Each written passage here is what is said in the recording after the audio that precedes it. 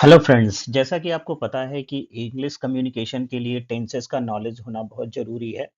तो आज हम यहाँ पे बात करेंगे सिंपल प्रेजेंट टेंस की, जिससे कि अगर आप कभी भी प्रेजेंट टेंस में अगर आप सेंटेंस जो है वो ट्रांसलेट करते हैं तो ये आपको काफ़ी हेल्पफुल साबित होगा। ये बहुत ही इंटरेस्टिंग होने वाला है। आप जुड़े रहिए और समझने की कोशिश करिए कि किस तरीके से जो सेंटेंसेस हैं उनको कंस्ट्रक्ट किया जाता है।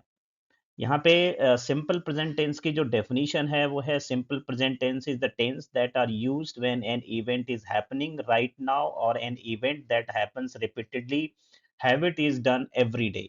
मतलब जो काम रेगुलर बेसिस पे होता है या रोज होता है उसको हम प्रेजेंट टेंस कहते हैं। मतलब आपने हिंदी में देखा होगा कि कोई भी सेंटेंस जो ता ती ते से एंड होते हैं वो प्रेजेंट टेंस में आते हैं। तो बेसिकली इन पर रूल क्या अप्लाई होता है कि किस तरीके से ये सेंटेंसेस क्रिएट होंगे। तो मैं आपको बताना चाहूंगा कि इसमें जो हेल्पिंग वर्ब होती है वो डू और डज होती है। जो डज होती है वो सिंगुलर सब्जेक्ट के लिए होती है और डू जो हेल्पिंग वर्ब होती है वो प्लूरल सब्जेक्ट के लिए होती है। इसके अलावा इसमें हमेशा जो है वर्ब की जो फर्स्ट फॉर्म है वो यूज होती है प्रेजेंट टेंस में। अब सिंगुलर सब्जेक्ट में आपके क्या क्या आते हैं, ही शी इट। और प्लूरल सब्जेक्ट की बात करें तो उसमें आता है आई वी यू दे। अब इसके अकॉर्डिंग समझने की कोशिश करेंगे कि किस तरीके से जो सेंटेंस हैं वो कंस्ट्रक्ट होंगे। तो बेसिकली चार तरीके के सेंटेंसेस होते हैं। एक आपका असर्टिव सेंटेंस, दूसरा नेगेटिव सेंटेंस, तीसरा इंट्रोगेटिव सेंटेंस, चौथा इंट्रोगेटिव नेगेटिव सेंटेंस। तो यहाँ पे जैसा कि मैंने आपको यहाँ पे दिखाया हुआ है कि असर्टिव सेंटेंस का जो सिंटैक्स होता है, जिस तरीके से वो सेंटेंस क्रिएट होता है, तो उसमें क्या होता है, सब्जेक्ट, उसके बाद फिर वर्ब की फर्स्ट फॉर्म, उसके बाद यस या ईएस लगाना है आपको जो वर्ब की फर्स्ट फॉर्म है उसमें, और फिर उसके बाद ऑब्जेक्ट आएगा। तो इसमें आप एग्जाम्पल देख देख रहे हैं। जैसे सिंगुलर कोई सब्जेक्ट है, सिंगुलर मतलब जैसे किसी का नाम है, कोई जगह का नाम है, तो उस तरीके से कैसे क्रिएट होगा। जैसे राम स्कूल जाता है तो राम, गो, गो क्या है, फर्स्ट फॉर्म है, प्लस उसके साथ ईएस लगेगा, प्लस टू स्कूल जो है वो ऑब्जेक्ट है। तो पूरी तरीके से जो सेंटेंस बनेगा वो राम गोज टू स्कूल। इसी को अगर प्लूरल में बनाना है, प्लूरल मतलब बहुवचन, मतलब एक से ज्यादा लोगों के लिए है, तो वहां पे हमने दिया हुआ है दे गो टू स्कूल। वहां पे यस या ईएस नहीं लगेगा, वहां पे सिर्फ गो, क्योंकि डू है तो उस जो प्लूरल के लिए यूज होता है वो डू यूज होता है, तो यस ईएस नहीं लगता है उसमें।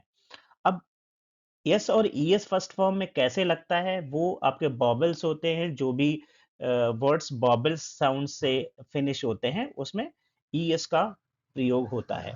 अब जैसे एक दूसरा सेंटेंस लेते हैं, जैसे बात करते हैं राम स्कूल जाता है, हो गया। जैसे राम खा खाता है तो राम ईट्स। अब जैसे मैं खाता हूं तो आई ईट। तो इस तरीके से जो सेंटेंसेस हैं वो असर्टिव सेंटेंस में क्रिएट होते हैं। अब इसकी बात बात करते हैं नेगेटिव सेंटेंस की। नेगेटिव सेंटेंस में आप देखिए कि जो सिंटैक्स है वो किस तरीके का है, subject plus helping verb plus not plus verb first form plus object. इसके अकॉर्डिंग अब हम सेंटेंस को क्रिएट करेंगे। जैसे Ram does not go to school. अब इसी को प्लूरल में बनाना है तो they do not go to school. Simple है। इसी तरीके से आप आगे के कुछ और सेंटेंसेस जो हैं वो आप प्रैक्टिस कर सकते हैं, बना सकते हैं। अगर कोई प्रॉब्लम आपको फेस होती है तो आप इस वीडियो पे कमेंट करिए, मैं उसके अकॉर्डिंग जो भी आपको इसका सॉल्यूशन होगा वो प्रोवाइड करूंगा। अब बात करते हैं यहाँ पे इंट्रोगेटिव सेंटेंस की। इंट्रोगेटिव सेंटेंस में आप देखिए सिंटैक्स क्या है, helping verb plus subject plus verb की first form plus object plus question mark, क्योंकि हम यहाँ पे क्वेश्चन पूछ रहे हैं। अब एग्जांपल आप देखिए, सिंगुलर, सिंगुलर में आपने पहले क्या यूज किया, डज, जो हेल्पिंग वर्ब है वो पहले आपने यूज की हुई है, प्लस उसके बाद सब्जेक्ट प्लस आपका जो वर्ब की फर्स्ट फॉर्म है वो प्लस ऑब्जेक्ट। तो does Ram go to school. उसके बाद अगर प्लूरल में आप इसको बनाना है और प्लूरल में जो आपका सब्जेक्ट है उसके साथ, तो do they go to school. तो do plus they plus go plus to school, तो they go to school, do they go to school, ये क्वेश्चन मार्क करके आपका इंट्रोगेटिव सेंटेंस कंप्लीट हो गया। इसके बाद बात करते हैं इंट्रोगेटिव नेगेटिव सेंटेंस, जहाँ पे आपको क्वेश्चन मार्क के साथ मना करते हुए जो सेंटेंसेस हैं वो बनाने हैं। अब इसका सिंटैक्स क्या है? Helping verb plus subject plus not plus verb की फर्स्ट फॉर्म प्लस ऑब्जेक्ट। अब एग्जांपल में मैंने यहाँ पे 2 तरीके के दिए हुए हैं, सिंगुलर और प्लूरल। सिंगुलर में बनाया does plus Ram plus not plus go to school. तो does Ram not go to school. उसके बाद अगर हम उसको प्लूरल में बात करेंगे तो do they not go to school. तो do plus they plus not plus go plus to school. इस तरीके से आप जो है सेंटेंस क्रिएट कर सकते हैं। अब कई जगह आपने लिखा देखा होगा don't they go to school. अभी आपने ऊपर देखिए मैंने क्या लिखा हुआ है, सिंगुलर में Dutch plus Ram plus not. मतलब मैंने पहले हेल्पिंग वर्ब यूज की हुई है, फिर वहां पे सब्जेक्ट और उसके बाद नॉट को यूज किया हुआ है। बट इंग्लिश में कुछ एक्सेप्शंस भी होते हैं, तो उस एक्सेप्शन में अगर आप इस जैसे इंट्रोगेटिव नेगेटिव सेंटेंस बना रहे हैं, तो वहां पे आप डोंट कर दीजिए, don't they go to school. Don't do not एक साथ आ जाएगा, do not they go to school. तो इस तरीके से भी सेंटेंस क्रिएट हो सकता है और ये प्रॉपर ग्रामर के अकॉर्डिंग बिल्कुल ठीक है, इसमें कोई भी प्रॉब्लम नहीं है। ये एक सिंगल साइट आपके लिए वीडियो है, इसमें आपको इजीली सारी चीजें जो हैं वो अवेलेबल हैं।